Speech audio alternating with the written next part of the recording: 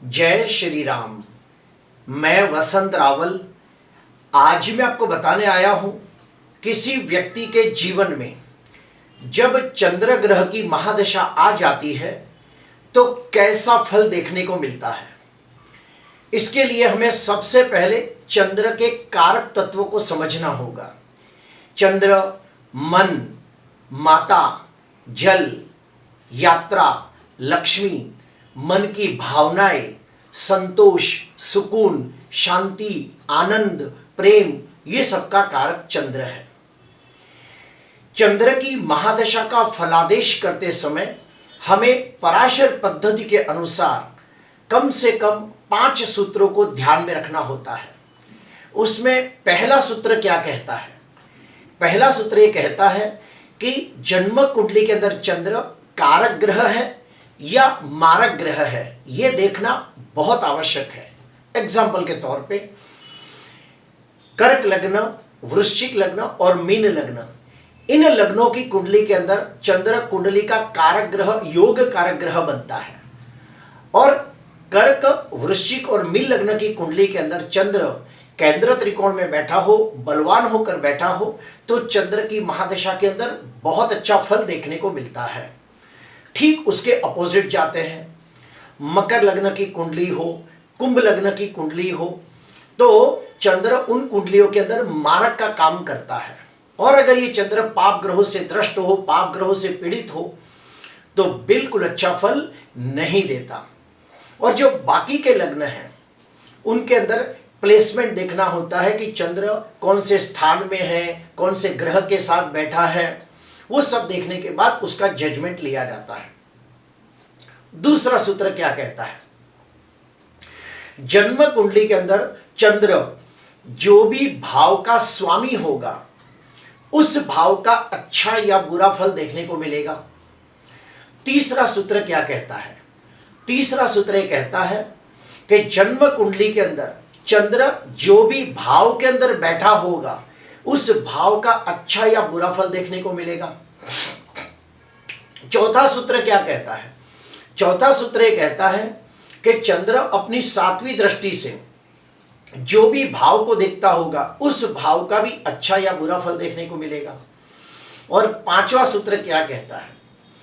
चंद्र के कारक तत्व का अच्छा बुरा फल मिलेगा, यानी चंद्र जो जो चीजों के ऊपर कारक तत्व रखता है उसका फल भी देखने को मिलेगा। आइए मैं आपको बोर्ड पे बहुत ही गहराई से समझाने का प्रयास करता हूं। अगर मान लो जन्म कुंडली के अंदर चंद्र पहले भाव में या 7वें भाव में बैठा हो तो समझ जाना चंद्र अति विशिष्ट योग कारक ग्रह बनता है।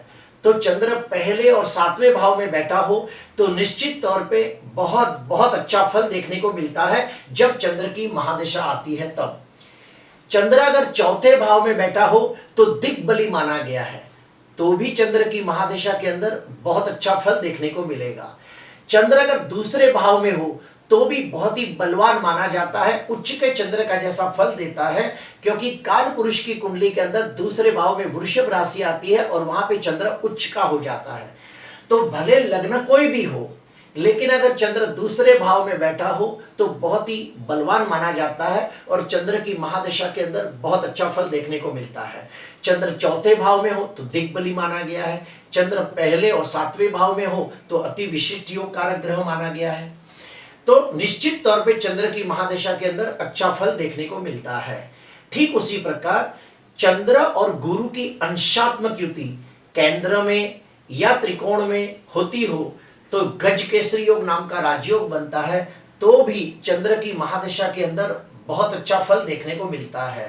ठीक उसी प्रकार चंद्र मंगल की अंशात्मक युति केंद्र में या त्रिकोण में होती हो तो महालक्ष्मी योग बनता है, तो भी चंद्र की महादशा के अंदर बहुत अच्छा फल देखने को मिलता है। अब हम आते हैं कारक तत्वों में।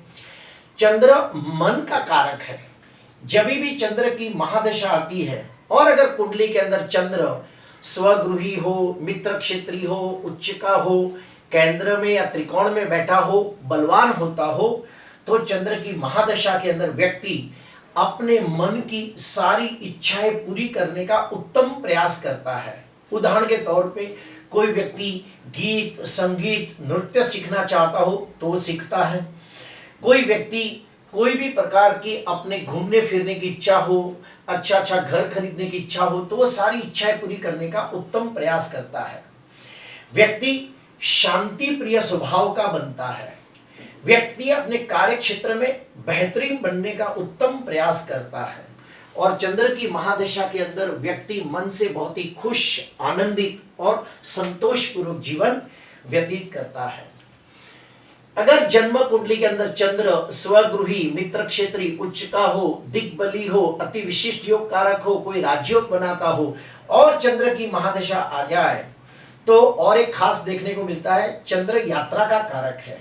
तो चंद्र की महादशा के अंदर व्यक्ति बार बार छोटी मोटी यात्रा के योग निर्माण करता है या फिर उसे योग बनते हैं और व्यक्ति धार्मिक आध्यात्मिक यात्राओं पे जाता है और यात्राओं पे जाने के बाद उसे बहुत ही सुकून, संतोष और आनंद प्राप्त होता है।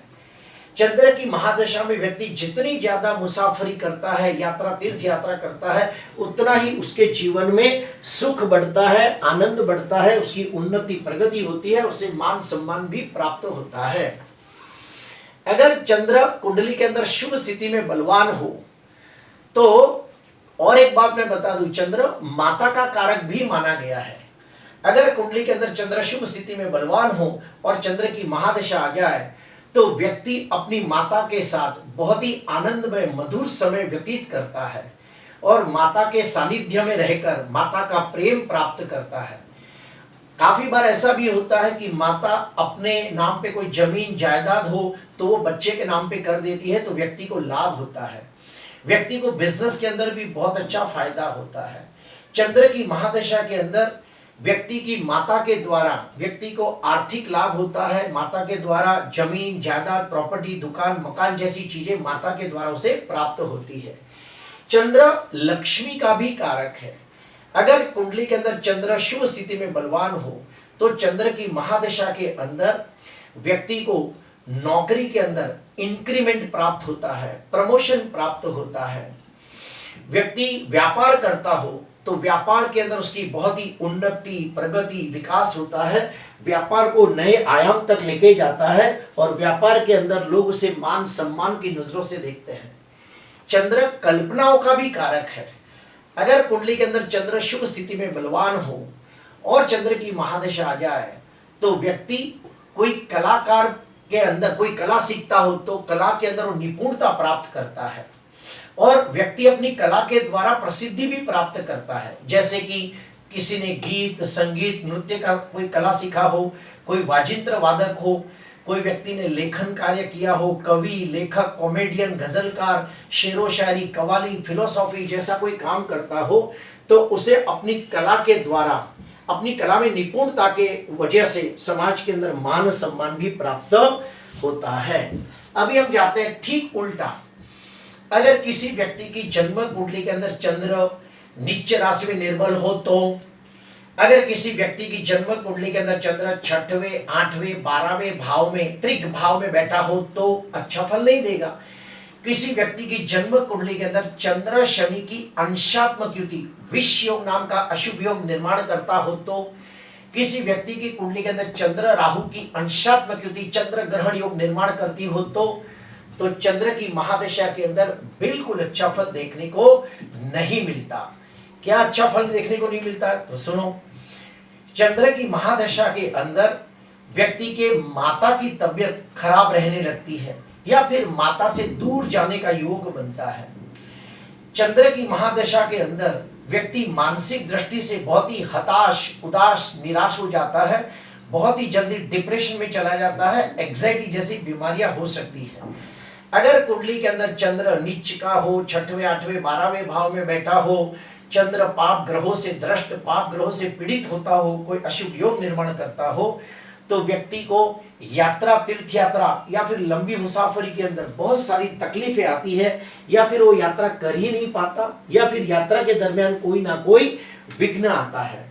चंद्र लक्ष्मी का भी कारक है। अगर कुंडली के अंदर चंद्र नीच का हो, छठवें, आठवें, 12वें भाव में हो, चंद्र राहु की युति चंद्र ग्रहण योग बनाती हो, चंद्र शनि की युति विष योग बनाती हो, और चंद्र की महादशा आ जाए तो व्यक्ति बहुत मेहनत करने के बावजूद वो उन्नति, प्रगति, विकास नहीं कर पाता जिसका वो हकदार होता है।